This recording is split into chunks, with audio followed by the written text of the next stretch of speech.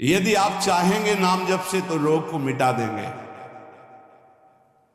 चाहेंगे तो। पूरे धन्वंतरी जी ने आयुर्वेद का शोध करके देखा तो जो औषधियों में शक्ति पाई गई उससे लाखों गुना बढ़कर के रोग मिटाने की शक्ति भगवान के नाम में पाई गई। जैसे किसी वैज्ञानिक कैंसर के विशेषज्ञ जब उन्होंने सरकार की बात सुनी कि दतून करते हैं ऐसे, तो उन्होंने कहा इसका विज्ञान सपोर्ट नहीं करता है, क्योंकि विज्ञान प्राकृतिक बुद्धि का सपोर्ट करता है। भजन बल से वो किसी के रोग नष्ट नहीं करते थे, बहुत दैन्यता से वो रोग, तो दया आ गई, करुणा आ गई, उस रोग को अपने ऊपर ले लिया और उसके रोग की निवृत्ति कर दी। जैसे भाई जी को करुणा आई, राधा बाबा के रोग को अपने ऊपर ले लिया, उनको रोग की निवृत्ति कर दी। ऐसे महापुरुष जन कर नाम से वो अपने रोग नहीं मिटा सकते थे क्या? अपना पैर कटवा लिया, अपना नहीं करते, क्योंकि लिया है उन्होंने स्वीकार। यही तो संत महापुरुषों की महिमा गाई गई है कि वो दूसरों के लिए अपने कष्ट को बढ़ा देते हैं और उनको पता नहीं है, उनको पता भी नहीं चल। राधा बाबा को तो श्री कृष्ण चंद्र जी ने कहा कि जो भाई जी महीनों से अस्पताल में पड़े, ठीक नहीं हो रहे, वो आपका प्रारब्ध भोग रहे हैं। तब बाबा जा करके बोल, भाई जी कह रहे क्यों व्यर्थ की बात कर। जब उन्होंने कहा नहीं श्री कृष्ण ने कहा है, तो उनका बाबा हमें कोई फर्क नहीं पड़ता, लेकिन आपको फर्क पड़ जाता है, इसलिए हमने प्रारब्ध को आपके स्वयं ले लिया है।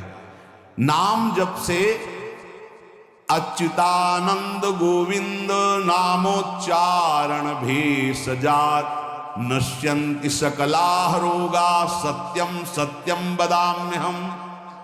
अब आप एक प्रसंग पर ध्यान दीजिए, महाप्रभु चैतन्य देव के जब तीर्थ याटन में महाप्रभु चैतन्य देव विचरण कर रहे थे तो एक नगर में गए, जहां जाते थे हजारों लाखों लोग उनके दर्शन के लिए दौड़ पड़ते थे। महाप्रभु साक्षात प्रेम मूर्ति, और भगवान करुणा करके ऐसे रूपों में आते हैं जगत मंगल करने के लिए। हरि बोल, तो पूरा समुदाय भावावेश में हो जाता, हरि बोल। मोर प्राणनाथ कृष्ण, अश्रु प्रवाह तो सब विकल हो जाते हैं। जैसे भरत जी चित्रकूट में सिया राम, तो पूरा चित्रकूट मानो सिया राम में हो गया। उस नगर के लोग परमानंद का लाभ लिए, महाप्रभु चैतन्य देव चल दिए। तो एक वासुदेव कुष्ठी थे जिनके गलित कुष्ठ शरीर में था, वो चल नहीं सकते थे, तो घुटनों के बले से रगड़ रगड़ करके वहां आए। जब वहां आए तो भीड़ लगभग जा रही थी, तो उनका कहाँ गए वो सन्यासी महापुरुष जिनके सब दर्शन करने आ रहे थे, मैं नीच भी दर्शन करने आया, कहाँ गए? बोले वो तो चले गए। बहुत विकल हुए, रो पड़े कि वैसे ही दुर्दशा भोग रहा हूं, एक बार नाम सुना था, दर्शन पाने के लिए आया, वो तो चले गए। हाय अब कैसे, मैं चल भी नहीं सकता, दौड़ भी नहीं सकता। इतनी विकलता कि महाप्रभु एकदम खड़े हो गए और दौड़ पड़े वापस और लौट करके आए।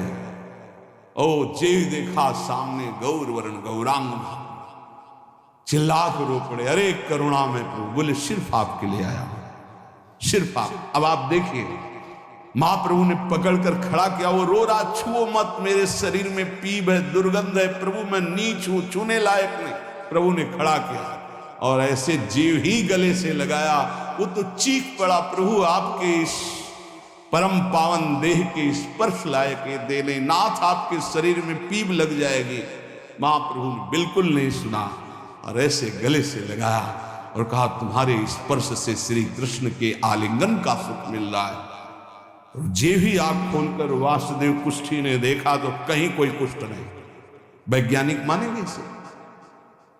आप चैतन्य चरित्र में पढ़ लीजिए, जे भी महाप्रभु चैतन्य देव ने आलिंगन किया, एक भी कुष्ठ का दाग नहीं रह गया। क्या हुआ? कृष्ण नाम का प्रभाव।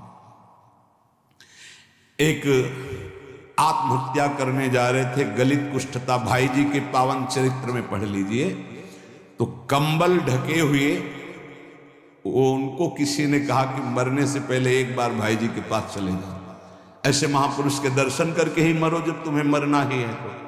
पर एक बार उनका उद्देश्य था कि भाई जी के पास जाएगा तो इसका विचार बदल जाएगा, आत्महत्या का जो है ये विचार नहीं रहेगा। भाई जी ऑफिस में थे, किसी ने कहा कोई बहुत अपने शरीर को ढके हुए केवल आंख दिखाई दे रही और रो रहा है, कह रहा है एक बार भाई जी के दर्शन करा दो। भाई जी तत्काल भावावेश में हो गए और बुलाया, हाँ क्या सेवा करे, क्या बात, आप क्यों रो रहे हैं? उन्होंने कहा कि प्रभु मैं बहुत पापी और नीच हूं। नहीं नहीं भाई ऐसा मत बोलो, क्या बात है, आप कंबल से अपना मुख क्यों ढके?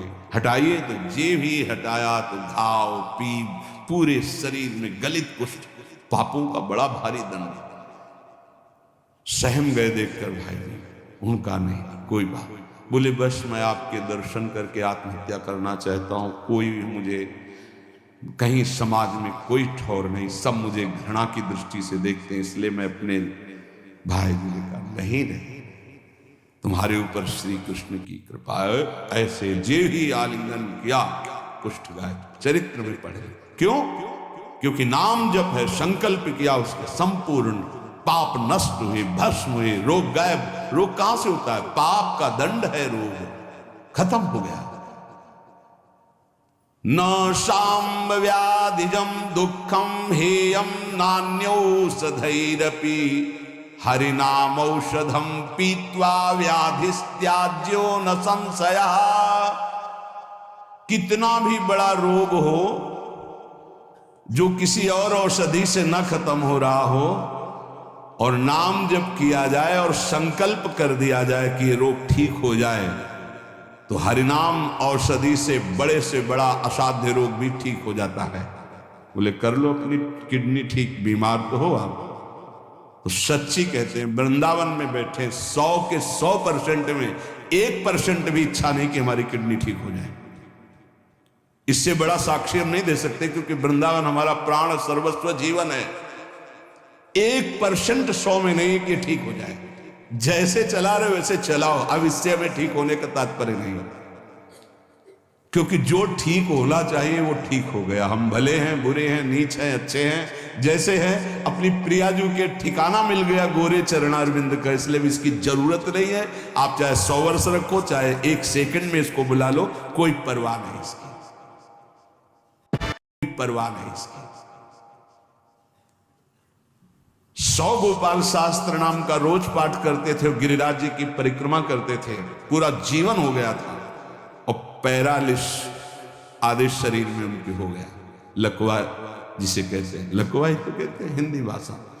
तो हरि बाबा, पूज्य बाबा, ये सब जानते थे, इतने बड़े महापुरुष थे। उनके पास गए और अगर बाबा काहे को लीला कर रहे हो, अगर आप संकल्प करो तो पूरे भारत का पैरालिस ठीक हो जाए, आप अपने क्यों असमर्थ होकर पड़े हुए हो? तो उनका बाबा विनोद क्यों करते हो? क्या मच्छर मारने के लिए ब्रह्मास्त्र का प्रयोग किया जाता है? अरे ये शरीर छूटेगा आज नहीं तो कल, इसके लिए भगवान नाम और भजन का प्रयोग करें? नहीं। बाबा मुस्कुरा दिए। पर शास्त्रीय सिद्धांत, यदि आप औषधि से भी नहीं ठीक हो रहे हैं, नाम जप कीजिए और संकल्प कीजिए कि ये रोग ठीक हो जाए, पक्का ठीक हो जाएगा। जब उस पाप की नष्ट करने योग्य आपका भजन बन जाएगा, पक्का ठीक हो जाएगा। आधयो व्याधयो यस्य स्मरणान्नाम कीर्तनात् तदैव विलयम यान्ति तमनंतम नमाम्यहम्। जिनके स्मरण और नाम कीर्तन से संपूर्ण मानसिक चिंताएं, शारीरिक रोग और भी व्याधियां, वो सब नष्ट हो जाएंगी नाम से। मानसिक चिंताएं, कई लोग ऐसे आए कि मैं डिप्रेशन में था, जब से प्रवचन सुना, राधा राधा जपा, सब खत्म हो गया। बाहर से सुनकर राधा राधा खत्म हो जाएगा, अगर आपको कहीं ऐसा है, इसका मतलब आप बात ही नहीं सुन रहे, नाम ही नहीं जप रहे। अरे नाचने का मन होता है।